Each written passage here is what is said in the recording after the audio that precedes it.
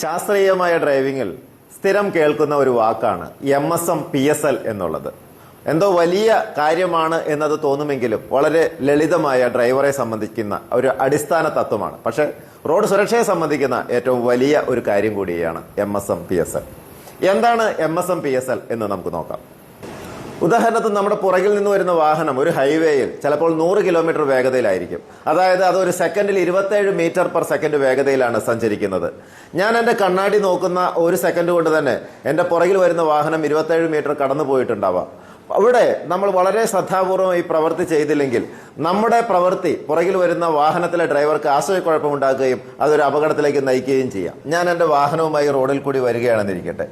ഞാൻ അങ്ങനെ വരുന്ന സമയത്ത് എൻ്റെ ഒരു ചിന്ത എനിക്ക് ഈ വാഹനം എൻ്റെ ഈ വശത്തുള്ള സൈഡ് റോഡിലേക്ക് പ്രവേശിക്കണം എന്നായിരിക്കും. ഇവിടെ ഞാൻ ചെയ്യേണ്ട ഒരു സംഗതിയുണ്ട്. ഞാൻ എൻ്റെ കണ്ണാടി നോക്കുന്നു. കണ്ണാടി നോക്കുമ്പോഴാണ് ഞാൻ എൻ്റെ പുറകിൽ വരുന്ന വാഹനങ്ങളെ കാണുന്നത്. ആ വാഹനങ്ങളെ കാണുമ്പോൾ ആ വാഹനത്തിന് ഞാനൊരു മുന്നറിയിപ്പ് നൽകേണ്ടതുണ്ട്. അതായത് ഞാൻ എൻ്റെ വാഹനം തിരിക്കാൻ ഉദ്ദേശിക്കുന്നു എന്നുള്ളതാണ്. ഇതാണ് സിഗ്നൽ കൊണ്ട് ഉദ്ദേശിക്കുന്നത്. നമ്മൾ എത്ര പേര് സിഗ്നൽ കൃത്യമായി കാണിക്കുന്നുണ്ട് എന്നുള്ളത് വേറെ ഒരു ചോദ്യമാണ്. പക്ഷേ ഈ സിഗ്നൽ കാണിക്കുക എന്നുള്ളതും ഇത് കാണുക എന്നുള്ളതും എൻ്റെ കൂടി ആവശ്യമാണ്. അപ്പോഴാണ് ഞാൻ സുരക്ഷിതനായിരിക്കുക. അപ്പൊ ഞാൻ മിറർ നോക്കി സിഗ്നൽ കാണിച്ചു. അടുത്ത പ്രവൃത്തി എന്ന് പറയുന്നത് ഞാൻ എൻ്റെ പ്രവൃത്തിയിലേക്ക് കടക്കുക എന്നുള്ളതാണ്. അതിനെയാണ് മെന്നൂർ എന്നുള്ള വാക്ക് കൊണ്ട് അർത്ഥമാക്കുന്നത്. ഈ മെന്നൂർ എന്നുള്ള വാക്ക് അതിന് 3 ഘട്ടങ്ങളുണ്ട്.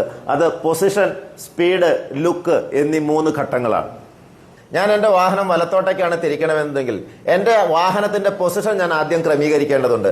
അതായത് റോഡിന്റെ സെൻട്രൽ ലൈനിനോട് ചേർന്ന് വലതുവശത്തായിട്ടാണ് ഞാൻ എൻ്റെ വാഹനം നിർത്തേണ്ടത്. ഇതിനെയാണ് പൊസിഷൻ എന്ന് പറയുന്നത്.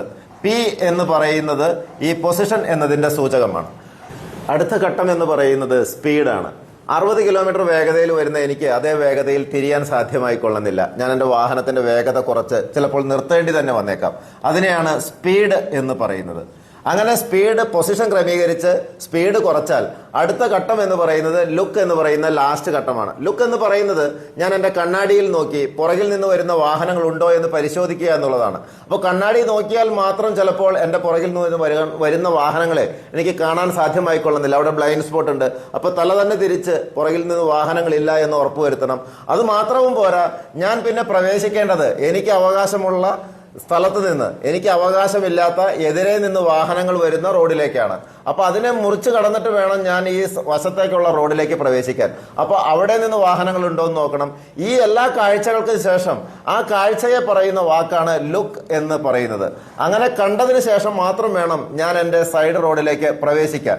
ഇങ്ങനെ പ്രവേശിക്കുന്നതും വന്ന വേഗതയിൽ വെട്ടിത്തിരിച്ച് ഈ റോഡിലേക്ക് കയറുന്നതും ഒരേ തരത്തിലുള്ള ഡ്രൈവിംഗ് അല്ല എന്ന് നാം മനസ്സിലാക്കേണ്ടതുണ്ട്. ഡ്രൈവിംഗിൽ ഇങ്ങനെ സ്മൂത്ത് ആയിട്ടുള്ള ചലനവും നമ്മുടെ കണ്ണും കണ്ണാടിയും കൈയും കാലും തമ്മിലുള്ള ഒരു റിലേഷനുമാണ് ഡ്രൈവിങ്ങിനെ മനോഹരമാക്കുന്നത്. 2021 ഇന്ത്യ മഹാരാജ്യത്ത് 1,53,000 കൂടുതൽ ആളുകളാണ് നിരത്തിൽ കൊല്ലപ്പെട്ടത്. ഇതിൽ 45,000-ഓളം ആളുകൾ കൊല്ലപ്പെട്ടത് മറ്റു വാഹനങ്ങളുടെ വശങ്ങളിൽ ഇടിച്ചോ അല്ലെങ്കിൽ മറ്റു വാഹനങ്ങളുമായി നേർക്കുനേരെ കൂട്ടിയിടിച്ചോ ആണ്. ഈ 2 പ്രവൃത്തികളിലും നമ്മുടെ ലൈൻ ചേഞ്ച് അടക്കമുള്ള MSM PSL കൃത്യമായി അനുവർത്തിക്കാത്തതുകൊണ്ട് മാത്രം സംഭവിച്ച മരണങ്ങളാണ്. അവിടെയാണ് MSM PSL എന്താണ് എന്ന് മനസ്സിലാക്കുകയും അത് പ്രാവർത്തികമാക്കുകയും ചെയ്യേണ്ടതിന്റെ പ്രാധാന്യം.